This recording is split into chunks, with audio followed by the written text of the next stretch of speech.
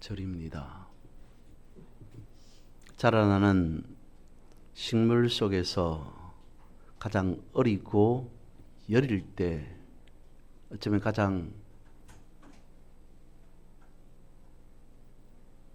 다르게 표현해서 가장 학대받는 식물 중에 하나가 보리이지 않을까 싶습니다. 저 역시 어릴 때 보리를 심는 것을 보았고, 그리고 보리가 자라는 것을 보았습니다. 유독 다른 농작물에 비해서 보리에게 행해지는 특별한 하나의 과정이 있죠. 그것은 보리를 밟아주는 것입니다. 분명 어린 싹입니다. 조심스럽게 키워도 제대로 클까 말까 하는 어린 싹인 보리를 사람이 밟습니다. 그런데 그것이 보리를 성장하게 하는, 보리를 열매 맺게 하는 매우 중요한 과정이다라고 이야기를 하죠. 왜 그렇습니까? 기원에 얼었던, 그래서 분명 사람의 눈에 보이기로는 보리가 잘 자라는 것처럼 보이지만 땅이 분리가 되어집니다. 갈라집니다. 땅속 깊이 뿌리를 내려야 됨에도 불구하고 얼음으로 뿌리가 내려진 땅이 공간이 생기죠. 그래서 땅에 어떻게 보면 잘 정착하도록 밟아주는 것이 보리 밟기다라는 것이죠. 오늘 본문의 말씀과 다르지 않다. 그리고 우리가 감사해야 할 것과 다르지 않다라고 보아집니다. 분명 당시의 보리에게 있어서는 죽이는 겁니다. 죽이는 것과 같다라고 하는 것이 아니라 죽이는 것 자체이다 라고 봐도 과언이 아닐 겁니다. 근데 뭐라고요? 그것이 보리를 열매 맺게 하는 매우 중요한 과정이요, 순서다.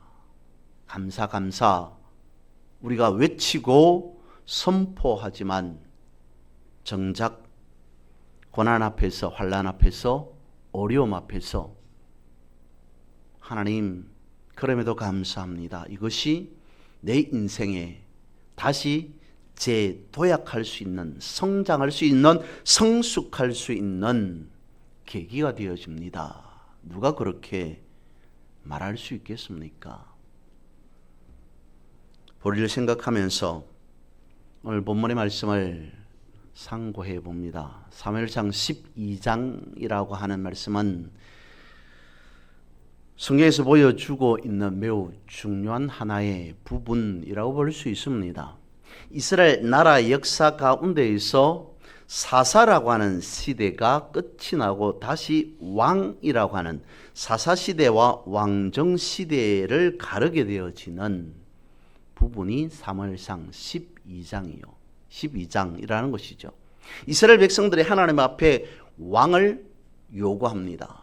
우리도 다른 나라들처럼, 다른 나라에 다 있는 왕처럼 우리도 왕이 있었으면 좋겠습니다 라고 요구합니다. 그리고 그 가운데에 사무엘상 12장 가운데에 사무엘의 고별의 말씀, 설교가 드러납니다. 그러면서 오늘 본문 뒤에 사무엘상 13장에 이르러서는 사울왕이라고 표현하면서 왕정시대의 시작됨을 알려주는 부분이기도 합니다. 이스라엘 백성들이 하나님 앞에 왕을 요구합니다. 그런데 그것이 자신들이 생각할 때도 조금 맞지 않다. 아니, 하나님 앞에 큰 잘못을 저질렀다라고 하는 것을 알게 됩니다. 그러면서 두려움에 사로잡히게 되죠. 19절 말씀입니다. 모든 백성이 사무엘에게 이르되 당신의 종들을 위하여 당신의 하나님 여호와께 기도하여 우리가 죽지 않게 하소서. 우리가 우리의 모든 죄에 왕을 구하는 악을 더하였습니다. 지금까지 이스라엘 백성들이 자신들이 바라볼 때 살아온 것만 하더라도 하나님, 우리가 하나님 앞에 대역 죄인입니다 라고 회개하고 또 회개해야 할 판에 막상 왕을 달라고 구해놓고 보니까 그것 또한 죄 가운데에 또 다른 죄를 덧붙인 것과 마찬가지가 되었다. 그래서 뭐라고 말합니까? 우리가 죽지 않게 하소서. 큰일 났다는 거죠. 죽음의 일보 직전에 와 있다는 것입니다. 다르게 표현하면 제발 살려주십시오 라고 말합니다. 엄청난 두려움에 사로잡혀 있습니다. 그런 저들의 말을 들은 사무엘이 대답합니다. 20절입니다. 사무엘이 백성에게 이르되 두려워하지 말라. 너희가 과연 이 모든 악을 행하였으나 여호와를 따르는 데에서 돌아서지 말고 오직 너희 마음을 다하여 여호와를 섬기라 라고 말씀하고 있습니다. 두려워하지 마십시오. 그리고 어떻게 해요? 여러분들 마음에 내키거들랑 하나님을 믿으십시오 라고 말하는 것이 아니라 오직이라고 말합니다. 오직 너희의 마음을 다하여 하나님을 섬겨야 합니다 라고 말하고 있습니다. 백성들은 분명히 왕을 요구했던 것, 그것이 잘못인 줄 알았습니다. 그런데 하나님 보시기에 그것을 어떻게 보셨다는 것입니까? 하나님을 버리고 사람을 왕으로 세우겠다라고 하는 그 요구 자체가 하나님의 주권, 하나님의 왕권을 인정하지 않았다는 것이죠. 하나님은 왕이십니다. 왕권은 하나님께 있습니다. 그런데 이스라엘 백성들이 당시에 무엇을 어떻게 했다고요? 하나님이 왕이 아니라 이제 우리는 사람을 왕으로 세우고 그 사람을 하나님처럼 섬기겠습니다 라고 하는 것을 하나님께서 보셨다는 것입니다. 이것이 큰 죄가 아니냐라고 하는 것이죠. 그것 때문에 그것을 당시 이스라엘 백성들이 두려움에 사로잡혔다라는 것입니다.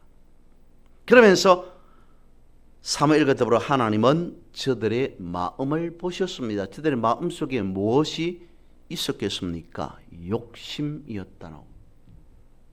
앞서 말씀드린 바와 같이 다른 이 나라 이스라엘 외에 다른 모든 나라에 다 왕이 있는데 왜 하필 이 나라에는 이스라엘은 왕이 없습니까? 라고 하면서 우리도 왕이 있었으면 좋겠습니다 라고 요구했다는 겁니다. 그것이 욕심인 줄 알면서도 요구했기에 저들은 두려워하였다라고 되어 있는 것이죠. 욕심을 내었다. 그것이 잘못인 줄 알면서도 왕을 요구했다라고 하는 것이 무엇입니까? 하나님을 경외하지 않았다는 것입니다. 하나님을 경외하지 않고 다른 것의 시선이, 다른 것의 마음이 뺏긴 자들의 마음을 차지하고 있는 것이 두려움이라는 것을 말해주고 있습니다. 그런데 말씀을 보십시오. 두려워했습니다 라고 말하지만 하나님, 우리가 잘못했습니다, 회개합니다 라고 말하고 있진 않더라는 것입니다. 저 사람 아담이 분명히 하나님께서 금하신 먹지 말라고 명하신 명령이 있었습니다. 그것을 무시하고 아무튼 먹었습니다. 두려웠습니다. 벗은 몸으로 수치스러웠습니다. 하나님, 제가 하나님 앞에 큰 죄를 지었습니다. 순간 잘못해서 무슨 마음에서 그랬는지 모르는데 가만 생각해 보니까 대역 죄인이 되었습니다. 하나님, 잘못했습니다. 용서해 주십시오. 회개합니다. 말하지 않았다는 것이죠. 그래서 성경은 말씀하고 있습니다. 두려워하지 말라. 어떻게 하라고요? 오직 너희의 마음을 다하여 하나님을 섬기라. 두려워하지 말라. 괜찮다. 안심하라. 뒤에도 말씀드리겠습니다만 그것 아닙니다. 두려움에 사로잡혀 있어야 할 것이 아니라 지금이라도 돌아서서 회개하는 믿음의 마음으로 오직 하나님만을 섬기셔야 됩니다 라고 저들의 잘못을 지적하고 있습니다.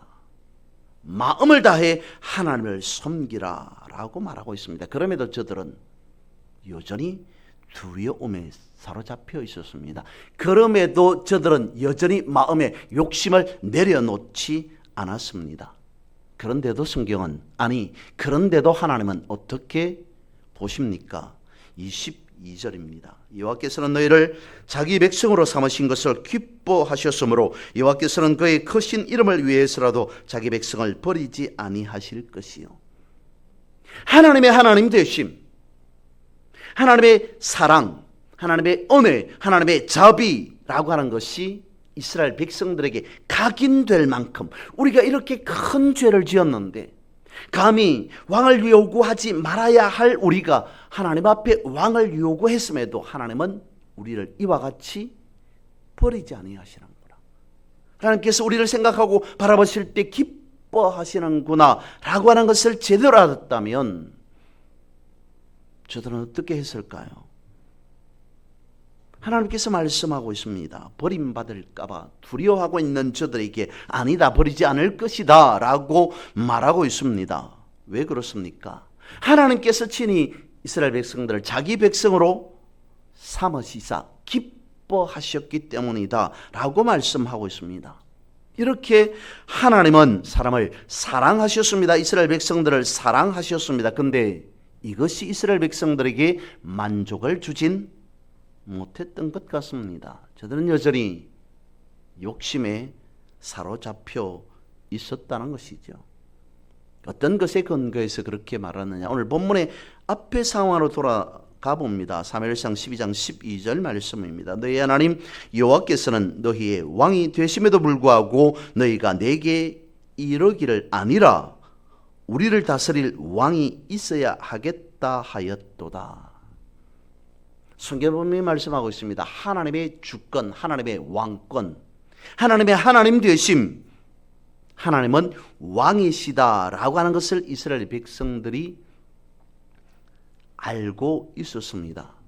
그럼에도 왕을 요구하였다는 것이죠. 그것이 하나님 보시기에 큰 죄였다는 것입니다. 이것이 무엇입니까? 하나님을 온전히 하나님으로 인정하지 않았다는 것입니다. 믿지 않았다는 것과 같습니다. 그 근본적인 이유가 이렇습니다. 사무엘상 12장 15절입니다. 너희가 만일 여호와의 목소리를 듣지 아니하고 여호와의 명령을 거역하면 여호와의 손이 너희의 조상들을 치신 것 같이 너희를 치실 것이다. 분명히 이스라엘 백성들은 하나님의 선택된 자들입니다. 그런 자들이라고 스스로 자부하면서 살아가고 있음에도 사무엘상 12장 15절에 뭐라고 말하고 있습니까? 여호와의 목소리를 듣지 않았다. 여호와의 명령을 거역하였다라고 되어 있습니다. 계속 말씀을 드리는 부분입니다. 하나님의 음성을, 하나님의 목소리를 들어야 됨에도 불구하고 하나님의 음성에 귀를 기울이지 않습니다. 하나님의 목소리를 듣지 않았습니다. 이걸 두고 어떻게 하나님을 믿는 자들이다 라고 말할 수 있겠습니까? 그래서 사무엘이 말합니다. 여러분, 그러지 말고 마음을 다해서 하나님을 섬기셔야 합니다. 하나님께서 무엇이라 말씀하시는지, 하나님의 뜻이 어디에 있는지 여러분들은 정확하게 알고 삶 속에서 여러분들이 빛이라는 것을, 하나님이 여러분들을 선택하지 않았습니까? 그러므로 여러분들은 세상의 소금이라는 것을 놓치지 말아야 됩니다. 세상이 어떻게 돌아가든지 간에 세상을 바라보고 이것도 욕심내고 저것도 욕심내면 하나님께서 그것을 기뻐하지 않습니다. 아니, 그것은 하나님 앞에 엄청난 큰 죄를 짓는 겁니다. 하나님의, 다른 성경에 그러듯이 하나님의 손이 짧아서, 하나님의 눈이 어두워서, 하나님의 귀가 어두워서 돕지 아니하고 보지 못하고 듣지 아니하십니까? 그것이 아니지 않느냐라고 오늘 본문에서도 성경 말씀하고 있다는 것입니다. 그러면서 사무엘상 12장 16절 말씀에 보면 너희는 이제 가만히 있어서 여호와께서 너희의 목전에서 행하시는 이 큰 일을 보라 라고 되어 있습니다. 아마도 그랬던 것 같습니다. 이스라엘 백성들은 엄청난 동요가 생긴 것 같습니다. 말씀드린 바와 같이 다른 나라에 다 있는 왕이 왜 우리나라에는 없어라고 하는 단순한 그러한 섭섭한 마음, 그러한 생각들이 있었던 게 아니라 나라 전체가 그것으로 인해 동요되지 않았을까. 그래서 성경에 말씀하고 너희는 이제 가만히 있었어. 어디서 많이 접한 구절입니다. 너희는 가만히 있어서 여호와께서 너희 목전에서 행하시는 큰 일을 보라. 큰 일이 무엇이었을까요? 본문에서 말씀하고 있습니다. 큰 일이라고 하는 것은 어쩌면 오늘 본문에서 말씀하고 있는 것은 마음을 다하여 하나님을 섬기는 일, 물론 성경 16절에서는 큰 일을 보라라고 말씀하고 있습니다만 큰 일이라고 하는 것이 도대체 무엇인가? 우리가 본문의 말씀대로 한다면 마음을 다해 하나님을 섬길 때 분명 큰 일, 큰 열매, 하나님의 큰 축복을 경험하게 되어질 것이다. 우리가 마음을 다해 하나님을 섬기면이 아닙니다. 조건처럼 들리고 보일지는 모르겠으나 하나님을 섬길 때라고 하는 것과 하나님을 섬기면이라고 하는 것은 다릅니다. 하나님께서 처음으로 모세에게 이스라엘 백성들에게 주신 계명을 보면 이렇게 하라라고 하는 명령으로 되어 있습니다. 그런데 그것은 우리가 인식하는 단순한 명령이 아니라 그 속에 하나님의 의지, 하나님의 뜻이, 하나님의 섭리가 들어있다는 것입니다. 우리가 볼 때 이렇게 하면 저렇게 해줄 것이다. 조건처럼 보이지만 조건 아닙니다. 하나님의 계명입니다. 하나님의 약속이라는 것이죠. 그것이 하나님 나라의 법칙, 하나님 나라에 이루어지는 일이 되어지는 과정 순서가 그렇더라는 것이죠. 우리가 삶을 살아가면서 순간순간 하나님의 은혜를 경험하게 됩니다. 그럼에도 우리는 그때마다 매번 감사하지 않습니다.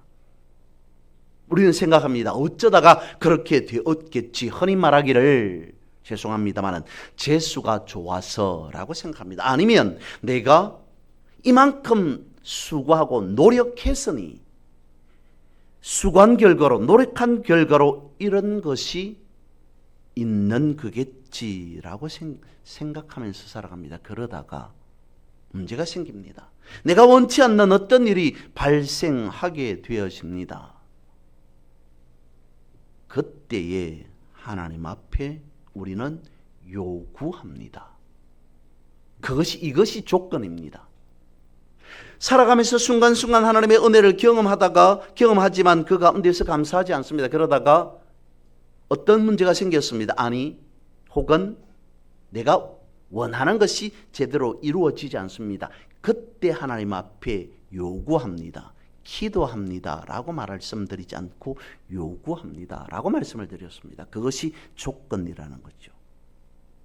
이런 상황에서 내가 벗어나게 되면 하나님께서 이렇게 해주시면 하나님과 거래하게 되어지는 그러한 우리의 모습을 발견하게 되어진다는 거죠. 사무엘은 이스라엘 백성들에게 하나님을 경외하라라고 조언하고 있습니다. 뭐라고 말하고 있습니까? 마음을 다하여 하나님을 섬기라 라고 말합니다. 그러면 큰 일을 보리라 라고 했을 때에 오늘 본문 앞에 되어 있는 그 말씀대로 큰 일이라고 하는 것은 무엇일까? 맥주감사절에서 생각해 보면 감사라고 하는 것이죠. 성경은 우리에게 말씀해 주고 있습니다. 범사에 감사하라. 큰 일이라고 하는 것은 우리의 전 인생 범사에서 감사하는 삶을 살아가게 해주겠다. 이만큼 큰 일이 있겠습니까? 그런 측면에서 생각해 보면 지금 이스라엘 백성들이 사로잡혀 있는 두려움에 반대되는 말은 평안이 아니라 어쩌면 감사라고 하는 것이 두려움에 반대되는 말이지 않을까? 왜 그렇습니까? 두려움에 사로잡힌 사람이 감사할 일이 없기 때문인 것이죠. 그래서 오늘 본문의 말씀 19절은 말씀하고 있습니다. 두려움에 떨지 말고 하나님 앞에 나아가라 라고 말씀을 하고 있습니다. 왕을 요구한 것이 큰 죄임을 알았습니다. 우리가 살아가면서 잘못할 수 있습니다. 실수할 수 있습니다. 그러면 그 잘못한 것에 걱정이 생기죠. 근심이 생깁니다. 두려워하게 되어집니다. 이것 때문에 또 다른 이런 일이 일어나지 않을까라고 하는 염려하는 일이 있을 수 있습니다. 두려워해야 할 일 앞에 두려워하는 것, 어쩌면 틀린 것 아니고 잘못된 것 아닐 수 있습니다. 그런데 우리가 다시 생각해 봐야 할 것은 두려움을 자초해서는 안 된다는 것이죠. 왜 그렇습니까? 20절에서 21절에서 말씀하고 있는 것이 그것입니다. 두려움이 임하면 감사를 잊어버리게 됩니다. 두려움이 임하면 성령이 임해야 됩니다. 믿음의 삶을 살아가야 됩니다. 그런데 두려움에 사로잡힌다라고 하는 것보다 두려움이 임했습니다. 감사를 잊어버리죠. 감사하지 못하는 것엔 두려움이 있기 때문입니다. 그래서 오늘 본문은 말씀하고 있습니다. 두려워하지 말라. 용기를 내어라. 괜찮다. 여러분들은 잘못한 게 있어도 하나님은 자비하시고 크신 사랑의 하나님이시기 때문에 그 모든 것 다 용서하시 아닙니다. 두려워하지 말라라고 말하는 것은 여러분들은 지금까지 하나님의 은혜로 언택으로 살아왔던 것에 감사하지 않았습니다. 그래서 지금은 두려움에 사로잡혀 있습니다. 여러분 언제까지 두려움에 임하여 두려움에 사로잡혀 살아가시겠습니까? 지금부터라도 여러분 두려움에 매이지 마십시오. 두려워하지 마십시오. 그러면서 하는 말이 역시 10절입니다. 여호와를 따르는 데에 돌아서지 말고 오직 너희의 마음을 다하여 여호와를 섬기라. 지금 우리가 이스라엘 백성들 우리가 해야 할 일이 두려움에 사로잡히는 것이 아니라 하나님 마음을 다해서 하나님을 섬기는 것입니다. 두려움을 이기는 길은 담대함이 아니라 하나님을 섬기는 것이다 라고 말씀하고 있습니다. 하나님의 말씀에 순종하는 것이 두려움을 극복하는 것이다 라고 말씀하고 있습니다. 시편 119편 50절입니다. 이 말씀은 나의 고난 중에 위로라. 주의 말씀이 나를 살리셨기 때문이다. 하나님의 말씀은 사람이 살아가는데 교훈을 주는 것이 아니라 살리는 힘, 능력이라는 것입니다. 두려움을 이길 수 있는 능력, 그 통로가 되어지는 것이 하나님의 말씀이라는 것이죠. 사도행전 2장 37절에서 38절입니다. 그들이 이 말을 듣고 마음에 찔려 베드로와 다른 사도들에게 물어 이르되 형제들아 우리가 어찌할꼬 하거늘 베드로가 이르되 너희가 회개하여 각각 예수 그리스도의 이름으로 세례를 받고 죄 사함을 받으라. 그리하면 성령의 선물을 받으리니. 오순절 성령 강림 이후 베드로의 설교를 듣고 많은 사람들이 마음에 찔림을 받습니다. 우리가 어떻게 하면 될까? 우리가 어찌할꼬? 라고 묻고 있습니다. 예, 베드로는 회개하고 세례를 받고 죄사함 받고 성령의 선물이라고 하는 그 구원의 흐름의 방법을 저들에게 알려주었습니다. 이것이 성도인 우리가 갖추어야 할 신앙인으로서 가져야 할 믿음의 덕목이다라고 말씀을 드립니다. 무엇이요? 생각해 보면 이렇게 말씀하고 있습니다. 하나님의 말씀에 반응하는 것입니다. 여러분 지금 성령 받았습니다. 뭐 어떻게 당시 사도행전에서 말하고 있는 그 말씀대로 한다면 이렇게 됩니다. 저렇게 됩니다. 그래서 실제로 저들은 그렇게 살았습니다. 그 삶의 가장 근원이 무엇이겠습니까? 이제 우리는 하나님의 말씀에 반응하는 자입니다 라고 하는 행동의 표시, 그것이었습니다. 하나님께서 가장 기뻐하시는 것이 무엇일까? 성도가 갖추어야 할 가장 믿음의 덕목이라고 하는 것이 무엇일까? 어떻게 하면 내가 말씀에 반응할까라고 하는 것입니다. 예배함으로 은혜를 받았습니다. 중요합니다. 그 은혜의 깊이를, 넓이를 깨닫는 사람, 예배를 통해서, 기도를 통해서, 찬송을 통해서 그 받은 은혜 얼마나 크다는 걸 압니다. 그런데 우리가 소소하게 생각하면서 말하고 있는 그 은혜, 그런 차원이 아니라는 거죠.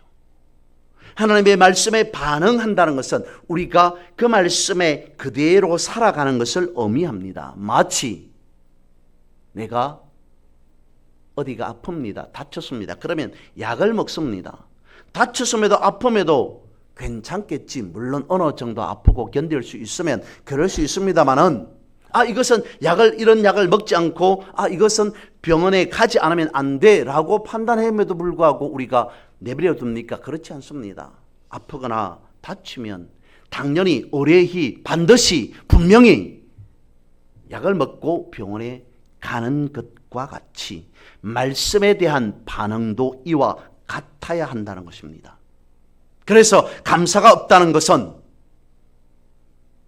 말씀에 반응하지 않는 것이다 라고 볼 수 있습니다. 성도가 말씀에 반응하는 삶을 오늘 우리가 생각해 보면 기본적으로 이것입니다. 말씀을 묵상하는 겁니다. 하나님의 말씀을 매일 읽고 그것을 통해 묵상하는 것, 그래야 우리는 하나님의 뜻을 알고 하나님의 뜻대로 살아갈 수 있습니다. 시편 119편 105절입니다. 주의 말씀은 내 발의 등이요 내 길의 빛이니이다. 깜깜한 어둠입니다. 지금에야 그렇지만 저도 어릴 때에 희미하게나마 경험해 보면 말 그대로 칠흑 같은 어두운 밤, 가로등 불빛 없습니다. 전기가 들어오기 전에 그야말로 깜깜한 어두운 밤에 아무것도 보이지 않습니다.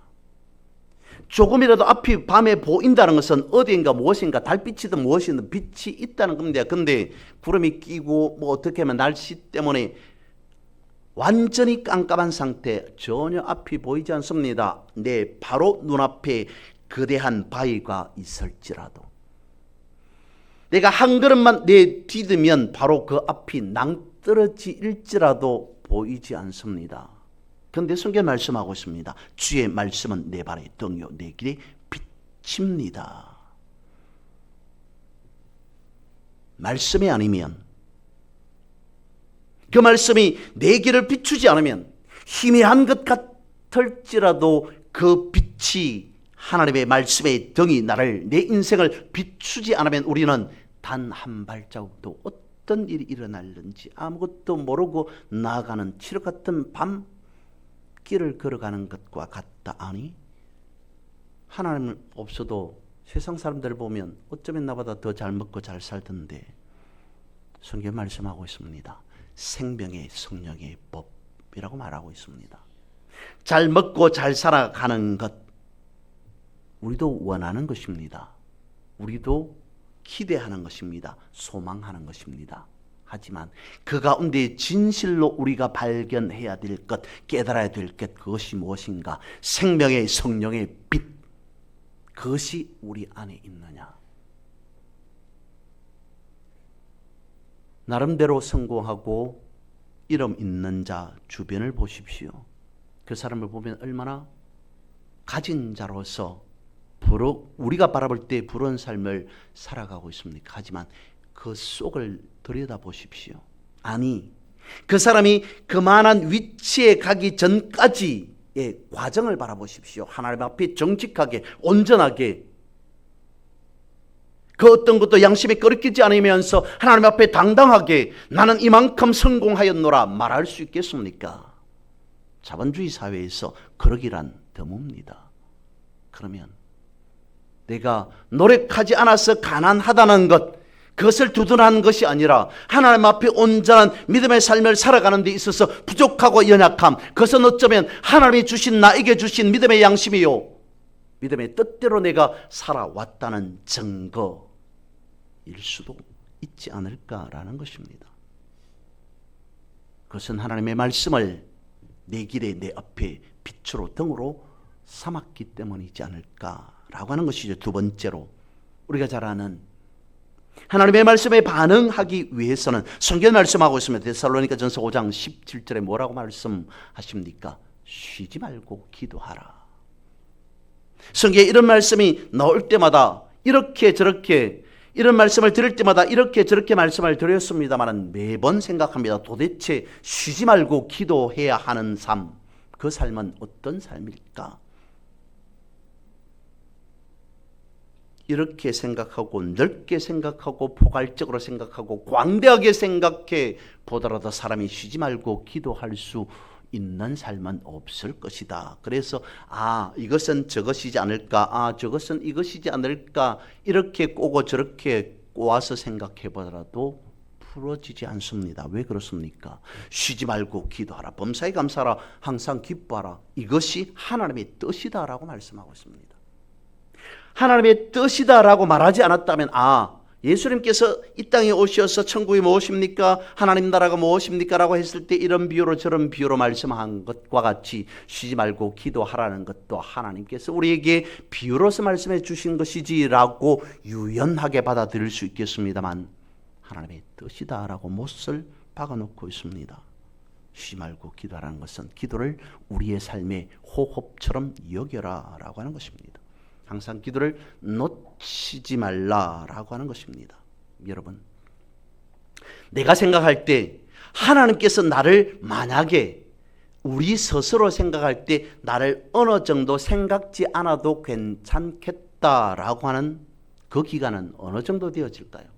하나님께서, 내가 생각할 때 하나님께서 나를 생각지 않습니다. 하나님께서 나를 잊고 살 수도 있다라고 하는 그 기간, 하루 정도 될까요? 한 달 정도 될까요? 아니면 한 1년 정도 하나님을 나를 모른 채 해도, 내가 어떤 일이 있어도 하나님 앞에 어떤 문제가 있더라도 하나님 앞에 아무런 요구 도움을 요청하지 않아도 되는 상태, 어느 정도 되어질까요? 하루, 한 달, 1년.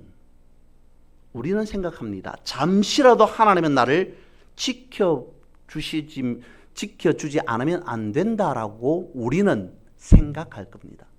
하루 정도 하나님 나를 지켜주지 않아도 될 것 같습니다. 한 달 정도 아닙니다. 잠시라도 하나님은 나에게서 시선을 떼서는 안 되는 것 아닙니까? 라고 하는 것 생각을 우리는 스스로 가지고 있습니다. 그럼에도 하나님의 뜻이다라고 말하고 있는 쉬지 말고 기도하라 라고 하는 것에 우리는 다르게 생각합니다.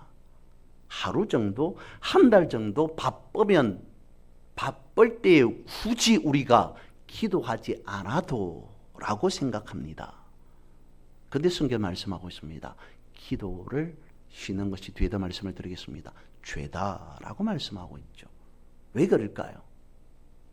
우리가 숨을 쉬지 않고 몇 분 정도, 몇 시간 정도 참을 수 있겠습니까?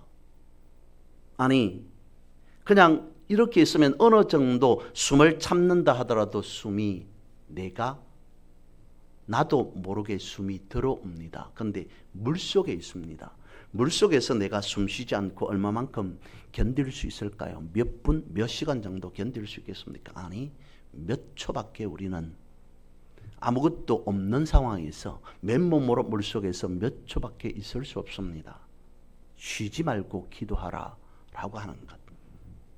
늘 언제나 우리가 1년 365일 하루도 쉬지 않고 항상 기도하는 정형적인 그 기도를 말한다기보다는 항상 하나님께 기도하는 믿음의 안테나는 돌아가서는 안 된다는 거죠. 라디오 채널을 생각해 보시고 TV 채널을 생각해 보십시오. 정확하게 그 채널에 맞지 않으면 라디오를 청취할 수 없습니다. TV를 시청할 수 없습니다. 하나님 앞에 쉬지 않고 기도한다는 것은 채널을 고정해 두고 하나님께서 무엇을 말씀하시는가 하나님께 반응하는 것, 다시 말씀을 드리면 마음을 다해서 하나님을 섬기는 것, 그 자세가 필요한 것이 쉬지 말고 기도하라 라고 하는 것이라는 거죠.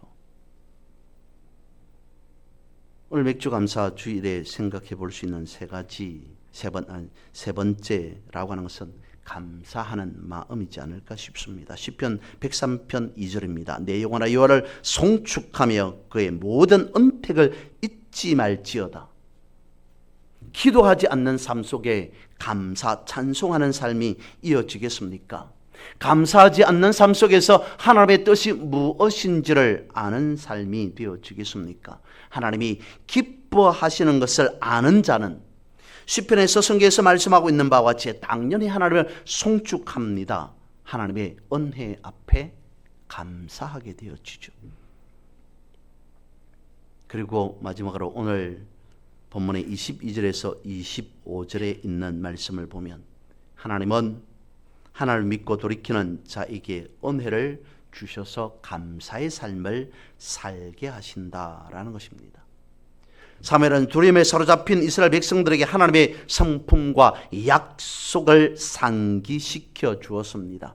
두렵고 떨리는 저들 앞에 희망을 선포해 주었습니다.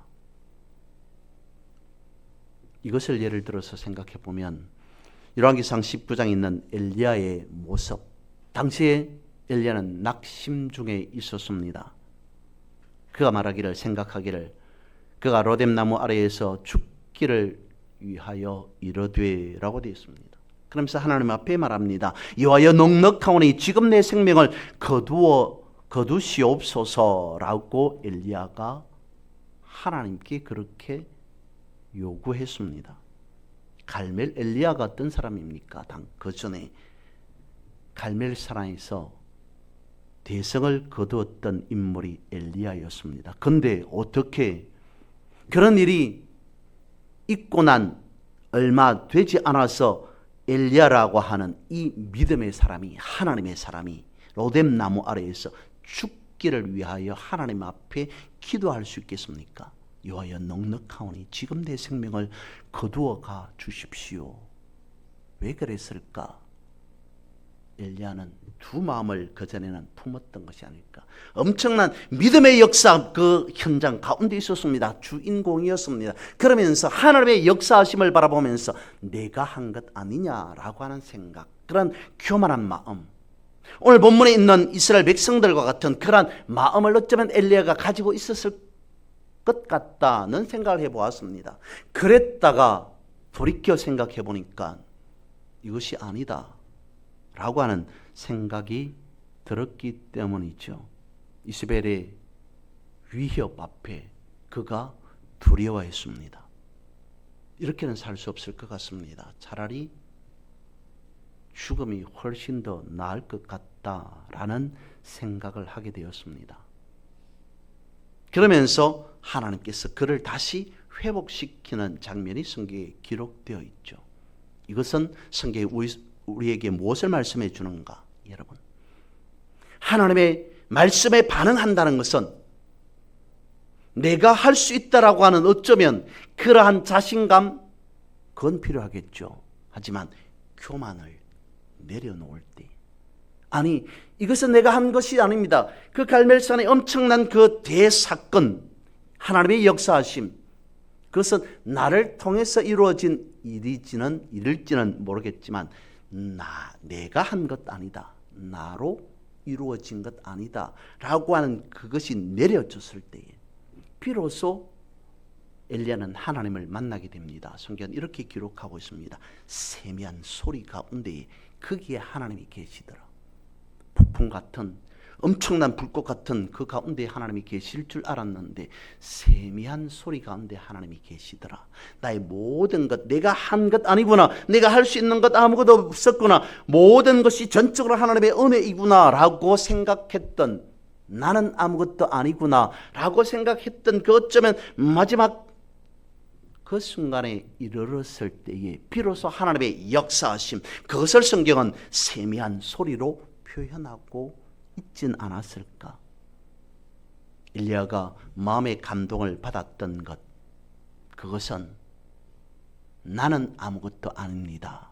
모든 것 다 하나님이 하신 것입니다. 오늘 본문이 그것을 말씀해 주고 있습니다. 마지막 25절에 뭐라고 경고하고 있습니까? 만일 너희가 여전히 악을 행하면 너희와 너희 왕이 다 멸망할 것이다.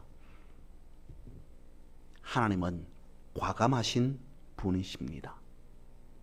길을 열어주시지만 멸망의 길을 갈 수도 있다고 말씀하고 있습니다. 그런데 보십시오. 우리가 이 부분만 놓고 보면 그렇다라고 말하지만 하나님께서 말씀하시고 있는 이 부분은 심판이 아니라 이스라엘 백성들의 버림이 아니라 돌이키게 하기 위함이었다는 것입니다. 25절에 말씀하고 있는 경고는 하나님이 자기 백성들을 벌할 수 있다는 뜻이지 언약을 폐기하겠다라고 하는 말씀이 아니라는 겁니다. 다시 서두에서 말씀을 드렸던 부분을 돌아가 봅니다. 보리가 성장할 때 그 시기에 보리를 밟아주어야 보리가 열매를 맺을 수 있습니다.